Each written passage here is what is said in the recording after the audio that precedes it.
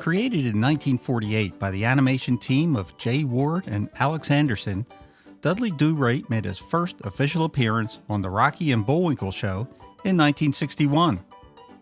The character of Dudley Do-Right was a well-intentioned but often incompetent Canadian Mountie whose character was inspired by old silent films and the stereotypical characters that they portrayed. Those characters included the dashing but fumbling hero Dudley Do-Right, the damsel in distress Nell Fenwick, and the mustache-twirling villain Snidely Whiplash. And of course, Dudley's horse, aptly named Horse. The show's satirical humor, witty writing, and quirky animation style were instantly loved by viewers, and turned Dudley Do-Right into a beloved character in his own right.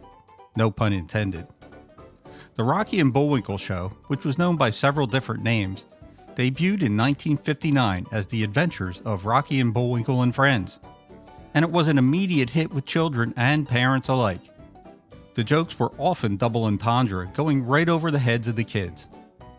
The show itself would run in multiple segments, with the main cartoon featuring Rocky the Flying Squirrel and Bullwinkle J. Moose, but then they'd have other segments sandwiched in the middle of the show. Other featured segments were Fractured Fairy Tales, which were classic fairy tales that were retold in a humorous fashion, and also Peabody's Improbable History, which featured a genius scientist who just happened to be a dog, and his pet boy Sherman. There was also Aesop and Son, which was similar to Fractured Fairy Tales, only using fables instead of fairy tales, and Bullwinkle's Corner, where Bullwinkle would recite poems and nursery rhymes and butcher them in the process. And then there was Dudley Do-Right.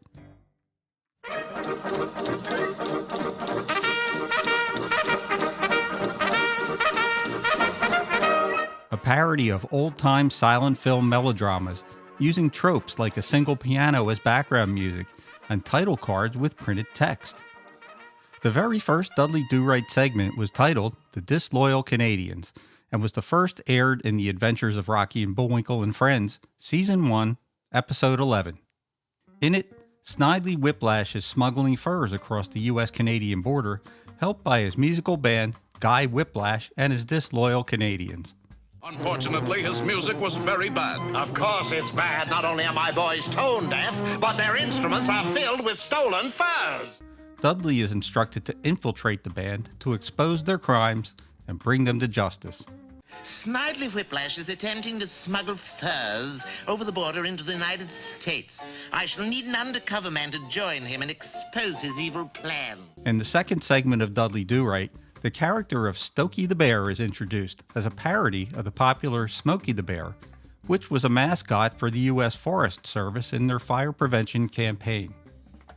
Smokey's motto was, "Only you can prevent forest fires," but Stokey, who was hypnotized by the villainous Snidely Whiplash, would actually set the forest fires. Look into my eyes, Bear. Now, go light a fire somewhere. In the cartoon, Dudley Do-Right picks up Stokey's trail, which is a trail of burning forests. Give me a description of him. Well, weighs about 700 pounds, fur coat, cinnamon color, wears a Mountie hat. That's not very much to go on. Anything else? He's a bear. And follows him into Firehouse 624 in Quebec. Stokey the Bear? No, I haven't seen him. Well, I have reason to believe he is in your midst. The fire chief lines up his men so that Do-Right can try to identify Stokey, who's now dressed as a fireman. Dudley went down the line, carefully scrutinizing each and every man. It was then when he came to the fifth man in line, he stopped still in his tracks. This man didn't shave this morning. And on he went. In the end, Do-Right sends Stokey to live with some friends in Chicago. In the last scene, Chicago is on fire, and Do-Right is telling Mrs. O'Leary to blame it all on the cow. The cartoon was intended to poke fun at the overly serious tone of the public service announcements, but the U.S. Forest Service didn't take it that way. Some critics argued that the character's satirical take on fire prevention was insensitive to the very real dangers of wildfires and could be perceived as making light of a serious issue. Chief, that man is shirking his duty. You mean Stokey, the new man? Stokey? The chase was on. The controversy surrounding Stokey the Bear's appearance in the Dudley Do-Right cartoon was also a result of the United States Forest Service efforts to protect their trademark character.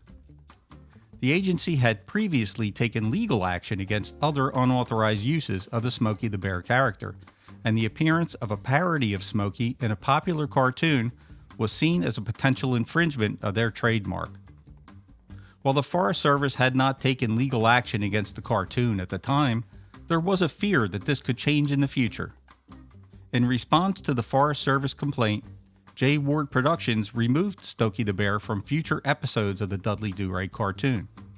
Ultimately, the character of Stokey the Bear was canceled, and this remains his only appearance. His satirical take on fire prevention was deemed inappropriate for a children's cartoon, and his use of a parody of Smokey the Bear raised both legal and ethical concerns. Stokey the Bear was banned and left out of reprints of the series for many years because the U.S. Forest Service didn't like the idea of a bear who started forest fires, even though Snidely Whiplash had hypnotized him to do so.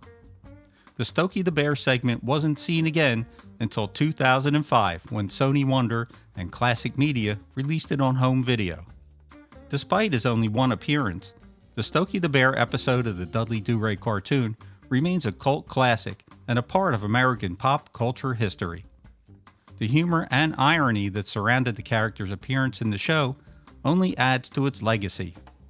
The cartoon in its entirety can now be seen on YouTube for you to judge for yourself if the banning was justified or just an overreaction by the U.S. Forest Service.